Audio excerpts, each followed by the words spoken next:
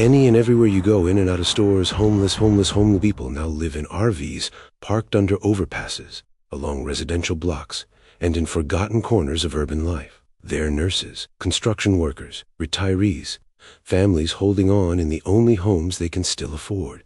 City governments keep trying to tow the problem away, spending millions that change nothing, and once you see how it spreads, you'll never look at these cities the same way again. Number 10. New York City, the shelter maze. Over 158,000 homeless residents call this place home, making it the epicenter for nearly 1 in 5 of America's entire homeless population. But here's what makes this city different from almost every other major metropolitan area on this list. You don't see rows of RVs lining the streets of Manhattan or Brooklyn. You don't see families sleeping in converted buses under the Queensboro Bridge. That's not because the housing crisis got solved here. It's because this city has the largest emergency shelter system in the country, with over 127,000 beds available on any given night. The right to shelter policy, established decades ago, legally requires the government to provide emergency housing for anyone who needs it. So when someone loses their apartment, they typically end up in the shelter system rather than in a vehicle. But don't mistake that for success. The shelter system is overwhelmed, underfunded, and often dangerous. Families get separated, people wait months for permanent housing that never comes. And the influx of asylum seekers since 2022 has pushed the system past its breaking point. Still, the infrastructure exists, which is why vehicular homelessness remains relatively uncommon here compared to West Coast cities. The bigger story is what happens before people reach the streets. Eviction proceedings are through the roof. Rent has skyrocketed past 8% of income being the norm, with low-income families now spending 70% or more of their earnings just to keep a roof overhead. The city lost over 1.1 million affordable housing units since the 1990s. The vacancy rate for affordable apartments sits below 1%.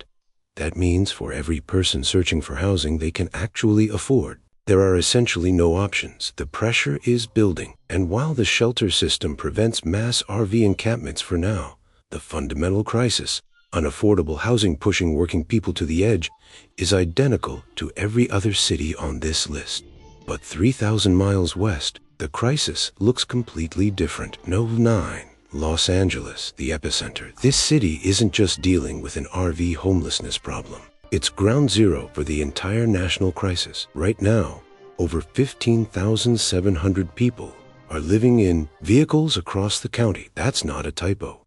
15,700 human beings have no address except the RV, van, or car they're sleeping in tonight.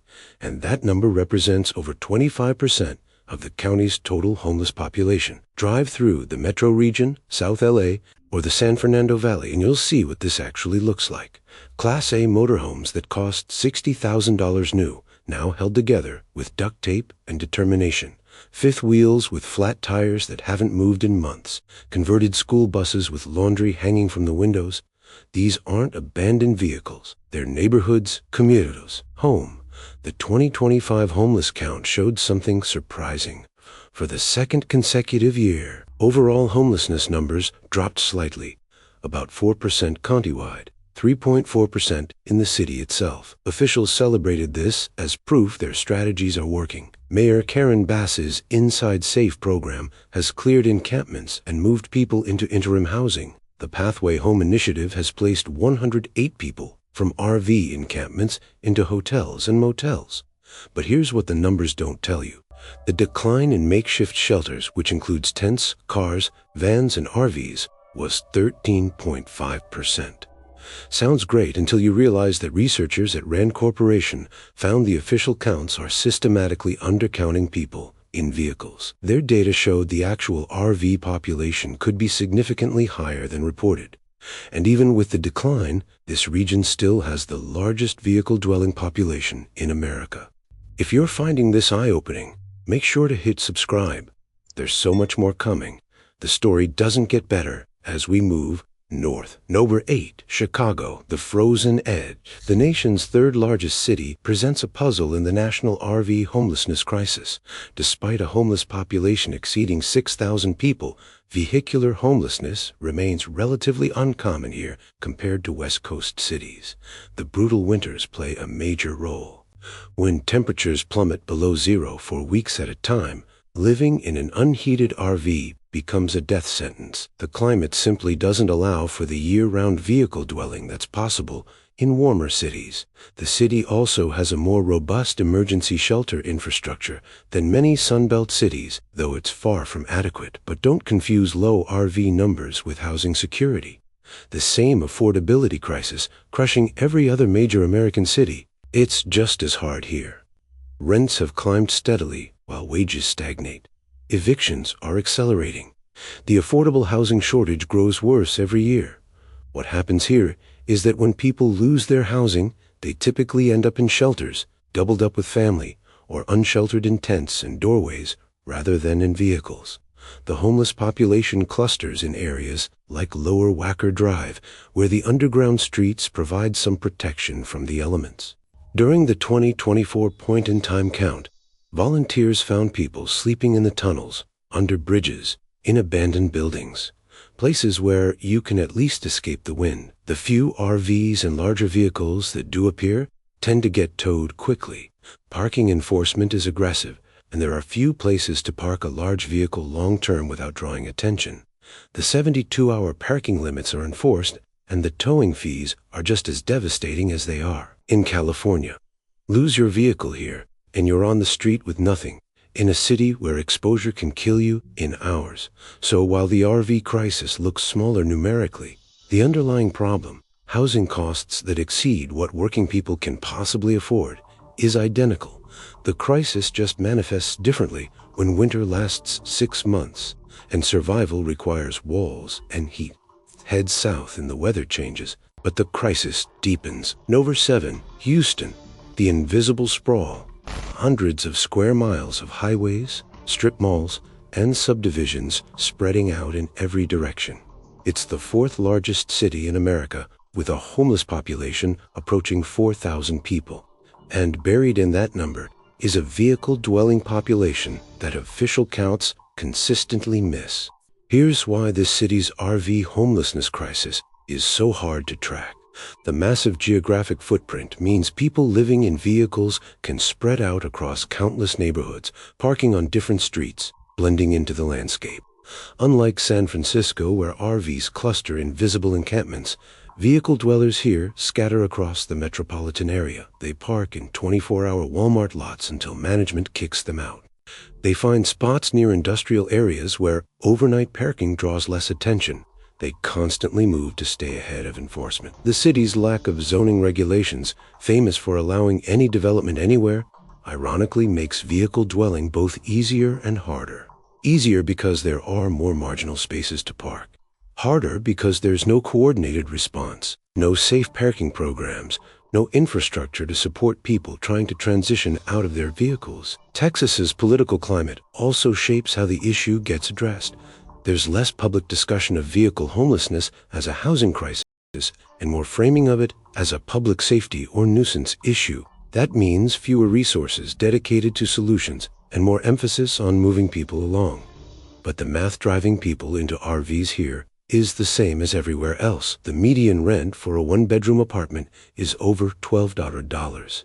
For someone earning $15 an hour, that's 70% of their take-home pay before any other expenses. Add in the fact that public transportation is limited, meaning you need a vehicle to work most jobs anyway, and suddenly living in that vehicle starts to make a certain desperate sense. You keep your transportation, you avoid shelter wait lists, and you maintain some privacy and dignity. At least until the tow truck comes. But if you think Houston's data is sparse, try finding numbers for Pennsylvania. Number 6, Philadelphia, the data desert.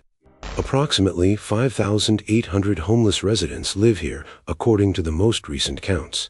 The city ranks 6th in the nation by population and faces severe housing affordability challenges. But when it comes to RV homelessness specifically, the data simply doesn't exist. This isn't unique to this city, it's a national problem.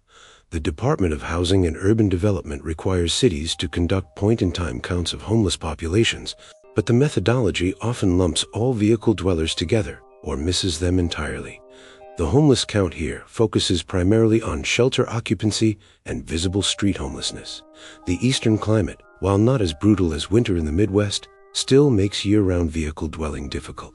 Summers bring humid heat that turns RVs into ovens. Winters bring cold that requires reliable heating systems most aging RVs don't have. So vehicle homelessness remains relatively uncommon compared to California cities. What this city does have is a massive affordable housing shortage. Low-income housing units have been disappearing for decades while rents climb higher. Families wait years for housing vouchers. Emergency shelter beds fill up immediately, and the eviction rate in some neighborhoods rivals the worst in the country.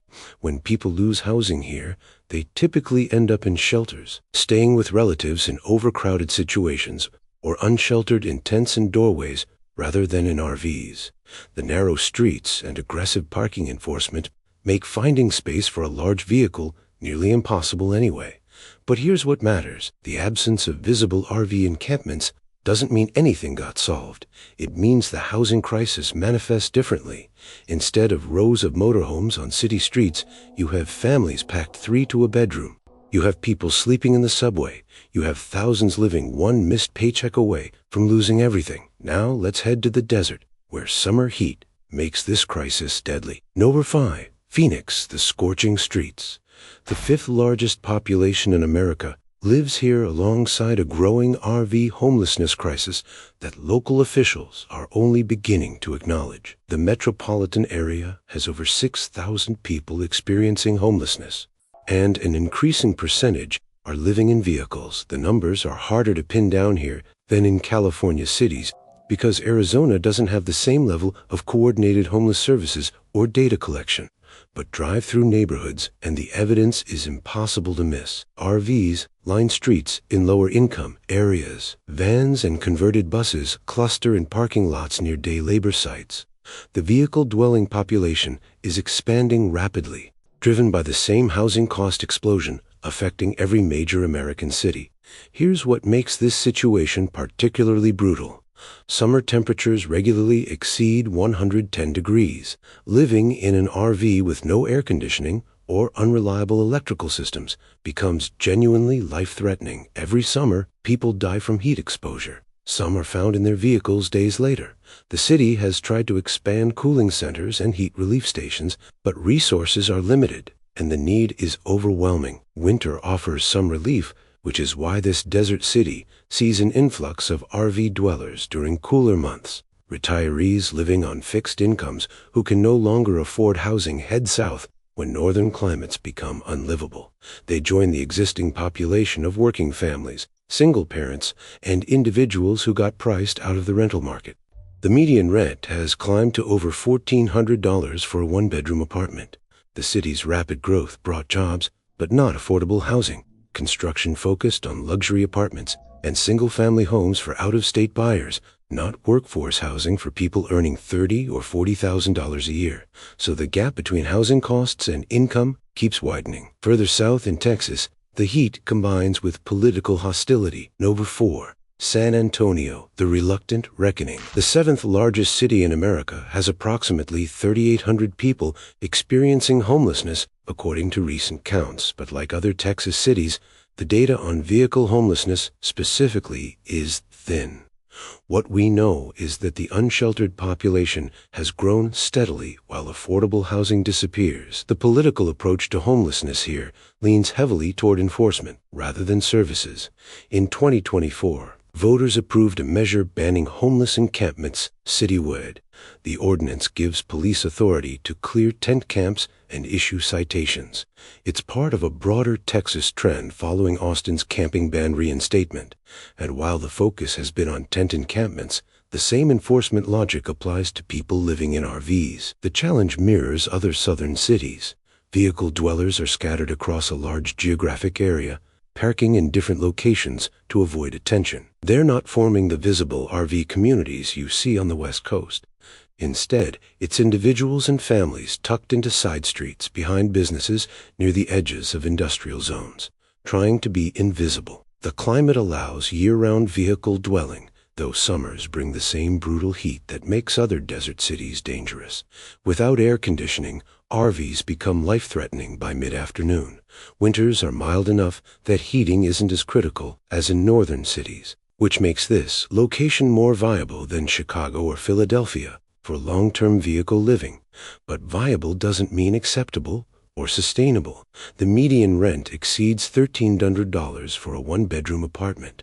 For someone working minimum wage, that's impossible to afford, while also paying for food, transportation, healthcare, and everything else required to survive. The math breaks down the same way it does everywhere else on this list, so people end up in vehicles, moving constantly to avoid police attention, slowly running out of options as their RVs break down and their savings evaporate. And unlike cities with established safe parking programs or vehicle services, this city offers essentially nothing. No legal parking options, no case management, no path from vehicle to housing, just enforcement and displacement. The same failed strategy that's proven expensive and ineffective in every city that's tried it. But California's coast shows us what the crisis looks like when cities choose differently. Number 3, San Diego, the testing ground. This city has become the proving ground for an entirely different approach to RV homelessness.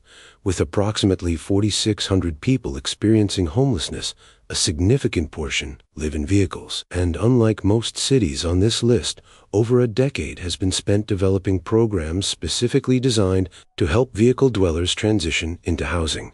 The story starts in 2013 when the Safe Parking program launched. The concept was simple but revolutionary. Instead of towing RVs and leaving people on the street with nothing, give them a legal place to park, provide access to bathrooms, security, and case management. Let people stabilize while working toward permanent housing. The results changed how we think about vehicle homelessness. The program currently operates 6 lots across the city. Participants can stay as long as they're actively working toward housing goals. No arbitrary time limits, number 72-hour shuffle, just stability while they rebuild. And the data shows it works. 87% of participants transition into permanent housing within a year. That's not 87% move to another parking lot or shelter. That's 87% get into actual apartments with leases. Permanent housing. The cost per person is approximately $4,200. Compare that to the cost of a single tow and impound, which can exceed $1,500 and accomplishes nothing except pushing people deeper into crisis. Compare it to the cost of emergency services, hospital visits, and law enforcement interactions that occur when people live on streets with no services. The safe parking model is cheaper and actually ends homelessness. But the vehicle homelessness crisis hasn't been solved here. Demand far exceeds available spaces. The waiting list is long, and enforcement continues in areas without safe parking access. The city has also intensified crackdowns in some neighborhoods, responding to complaints about RVs clustering on residential streets. Further north, the Bay Area shows what happens when the crisis overwhelms all responses. No. 2. San Jose, the towing treadmill. California's third-largest city sits at the heart of Silicon Valley. It's surrounded by some of the most valuable real estate on Earth, home to tech companies worth trillions, and facing one of the worst vehicle homelessness crises in America. Over 6,000 people are experiencing homelessness here. A significant portion live in RVs and other vehicles, and the response has been enforcement first, last, and always. In 2025, a pilot program launched banning oversized and lived-in vehicles in designated parts of the city. The process starts with notices and warnings, then comes the towing. Since January, 19 RVs and trailers have been towed, plus 45 other vehicles according to official dashboards. But here's the number that tells the real story. Enforcement has been completed in 38 tow-away zones. In those zones, officials counted 1,175 total vehicles. 90 days after clearing those areas, 671 vehicles had returned. Think about what that means. The city spends enormous resources towing vehicles and displacing people. And within 3 months, 57% of the vehicles are back. Because enforcement doesn't solve homelessness, it just moves it around. And the people living in those RVs have nowhere else to go. Wayne Gardner watched his home of 20 years get towed at Columbus Park in August 2025. The city offered him $2,000 to surrender his RV. He took it because he had no choice. But $2,000 doesn't get you housed in a place where the average rent for a one-bedroom apartment exceeds $2,600. So that money gets spent on temporary hotels or replacing belongings. And within weeks, people are right back where they started. Except now, they don't have the RV. This Silicon Valley city is the perfect example of how not to address vehicle homelessness. Spend millions on enforcement, displace people repeatedly, offer inadequate buyouts that don't lead to housing, watch the problem persist and grow, and refuse to invest in safe parking programs or case management services that could actually help. The model from San Diego could be replicated here. Instead, the expensive, cruel, ineffective path of endless towing continues. And at the southern edge of Texas, the sprawl hides a growing crisis. No one, Dallas, the southern sprawl, rounding out America's 10 largest cities, is a metropolitan area with a population exceeding 1.3 million people. Approximately 4,200 people are experiencing homelessness here. And like other Texas cities, specific data on RV homelessness is scarce. But the Yaha crisis exists, and it's growing. The same perfect storm of factors driving vehicle homelessness nationwide hits here. Housing costs coming faster than wages, affordable units disappearing, emergency shelters at capacity, and a political environment that favors enforcement over services. The city has pursued aggressive encampment clearances, spending significant resources on sweeps that temporarily move visible homelessness without addressing its root causes. For people living in RVs, this sprawling city presents unique challenges. The geography means vehicle dwellers scatter across countless neighborhoods. There's no concentrated area that draws attention or resources. Instead, it's individuals and families parked on side streets throughout the metropolitan area, moving every few days to avoid towing, trying to maintain jobs and keep kids in school while living in vehicles. Texas heat makes summers dangerous. Temperatures regularly exceed 100 degrees, turning RVs without functioning AC into death traps. Winters are mild compared to northern cities, but still bring cold snaps that require heating. The seasonal temperature swings mean surviving in a vehicle demands resources many don't have, and virtually nothing exists in terms of services for vehicle dwellers. No safe parking programs, no designated areas where overnight parking is legal, no infrastructure like water filling stations or waste disposal designed for people living in RVs. It's pure enforcement, move or get towed. The median rent exceeds $1,250 for a one-bedroom apartment. For someone earning $15 or $16 an hour, that's unaffordable even working full-time. Add in that Texas has limited public transportation, meaning you need a vehicle for most jobs, and living in that vehicle becomes the only option left when rent money runs out. As we've seen, the cracks in America's biggest cities are spreading faster than anyone imagined, from shelters bursting at the seams to streets turning into rolling neighborhoods. But this story is only one piece of the bigger picture. If you want to see how this collapse began and where it's headed next, make sure you're subscribed so you don't miss what's coming. And before you go, check out the previous video. It dives deep into how this crisis first took root and why what's happening now was inevitable.